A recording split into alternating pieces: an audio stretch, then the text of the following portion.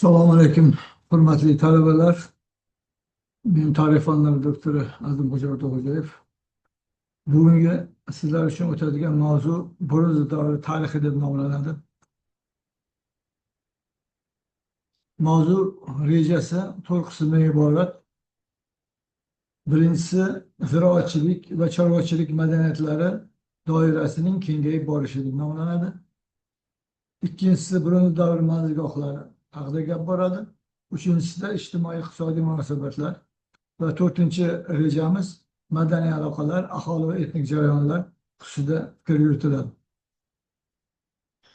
Ziroatchilik va chorvachilik madaniyatlari doirasiga borishi deganda biz shuni tushunishimiz kerakki, bronza davriga kelib odamlar ishlab chiqaruvchi kuchlarning taraqqiy etishi, ishlab chiqarish vositalarining takomillashishi va katta hududlarni egallashi bois endilikda termachilik, ovchilik o'rniga demak ishlab chiqaruvchi xo'jalikka o'tish boshlanadi. Bu esa miloddan avvalgi 3-mingillik o'rtalari 2-mingillikka mansub bo'lgan bronza davrining o'ziga xos xususiyatlari hisoblanadi. Bronza davri yana ilmiy tilda jez davri ham deb ataladi. Ya'ni mis bilan qo'rg'oshinning yoki qalayning qorishmasidan iborat yangi metal turi kashf qilinadi. Bu metal turi avvalambor Kichik Osiyo, ikki daryo oralig'i, ya'ni Misr, Mesopotamiya hududlarida, undan Eron hududlariga o'tadi. So'ngra bizning O'rta Osiyo, ya'ni hozirgi ibora bilan aytganda Turon hududlariga kirib kela boshlaydi. Ya'ni Turon hududlarining aynan janubiy sarhadlarida bu metal turi paydo bo'ladi. Aynan shu davrda, ya'ni miloddan avval 3-2-mingliklarda dehqonchilik va chorvachilik sohasida rivojlanish ko'zga tashlanadi. Bu O'zbekiston va hozirgi Tojikiston hududlariga to'g'ri keladi. Bu davrdagi yodgorliklar arxeologlar tomonidan topilgan qazishma ishlarida bronza materiallarining ko'plab uchrashi, ya'ni bronza davrida ishlab chiqarishning jadal rivojlanganligi, ijtimoiy-iqtisodiy munosabatlar demak ancha takomil etganligini isbotlaydi. Bronza davri boya aytib o'tdik, xo'jalik hayotining asosini dehqonchilik va chorvachilik tashkil qiladi.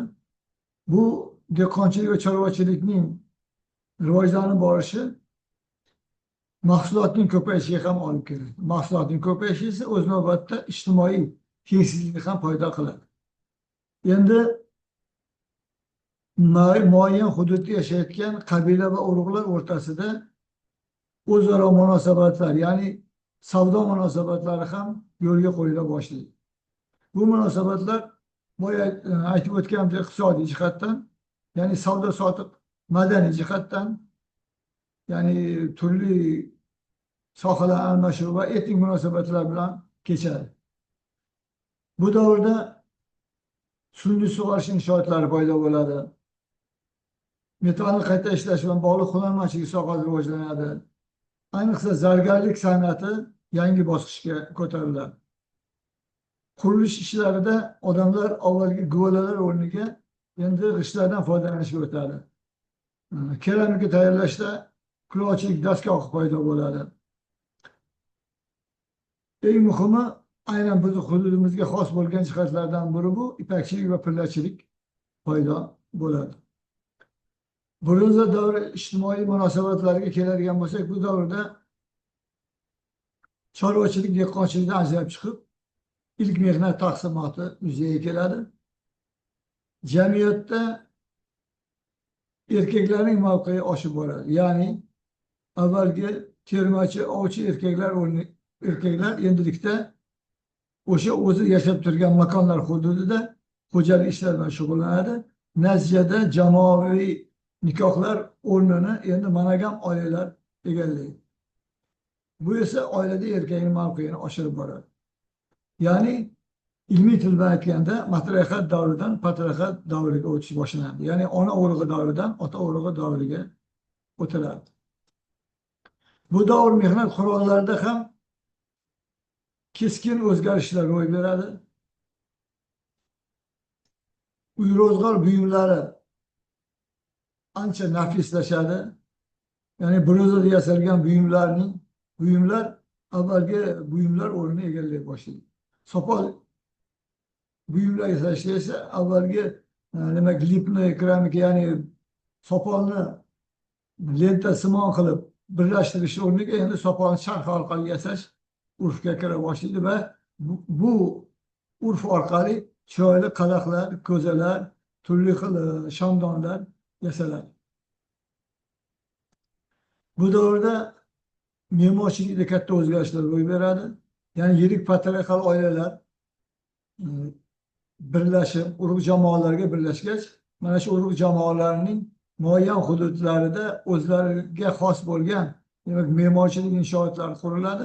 Bu me'morchilik inshootlari devorlardan o'ralgan qo'rg'onlar, qal'alar ko'rinishida asta-sekin kengayib, shaharlar, dastlabki shaharlar tusuna ola boshlaydi. Bu davrda mana Jarqo'ton misolida ko'rishimiz mumkin. Ibodatxonalar paydo bo'ladi. Ya'ni insonlar dastlabki diniy tasavvurlarini namoyish etish uchun, o'zlari uchun ibodatxonalarni vujudga keltiradi va ibodatxonalar paydo bo'la boshlaydi. Ijtimoiy-iqtisodiy munosabatlarda ham Bo'riza davri o'ziga xos jihatlarni ajrab turadi. Boya aytgan dehqonchilik, hunarmandchilik rivojlanadi. Arxeologik topilmalar bu davr inshootlarining va bu davr makonlarining kengayib borganini ko'rsatadi. Katta patriarxal oilalarning jamiyatdagi o'rni, ya'ni urug' jamoalardagi o'rni qabilalarning birlashuviga, bu esa o'z navbatida dastlabki davlat chegaralariga olib keladi. Ayni paytda o'sha hududlarda yashayotgan urug' jamoalari va qabila o'rtasida madaniy aloqalar yo'lga qo'yiladi. Bu madaniy aloqalar esa turli mintaqalarda yashovchi xalqlarni o'zaro bir-biriga yaqinlashishiga ham olib keladi. Ya'ni etnik jarayonlarga ham ijobiy ta'sir ko'rsatadi. O'rta Osiyo, ya'ni bizning hududimizga o'sha Surxondaryo, Shimoliy Afg'oniston, Janubiy Tojikiston, Janubiy Turkmaniston hududlariga turli madaniyat vakillarining kirib kelishi va bu yerdagi madaniyat vakillarining boshqa hududlarga borishi esa o'zaro munosabatlarni, ya'ni Eron, Hind, Yaqin Sharq, Kichik Osiyo bilan bizning hududimizdagi munosabatlarni faollashtiradi. Bu davr keramikasida ham endi oddiy sopol emas, sopollarga turli xil naqshlar va belgilar chizish tusiga kiradi. Ibtidoiy jamiyatning asosiy belgilari bu demak insonlar hayotida jamoalashish davri boshlanadi va bu jamoalashish esa o'sha odob axloq me'yorlarini yo'lga qo'yishga, odamlar o'rtasida munosabatlarni demak yovvoyilikdan madaniyatga o'tishga katta hissa qo'shadi. Bugungi o'tmoqchi bo'lgan mavzuyimiz, hozirgi mavzu shunday iborat. E'tiboringiz uchun rahmat.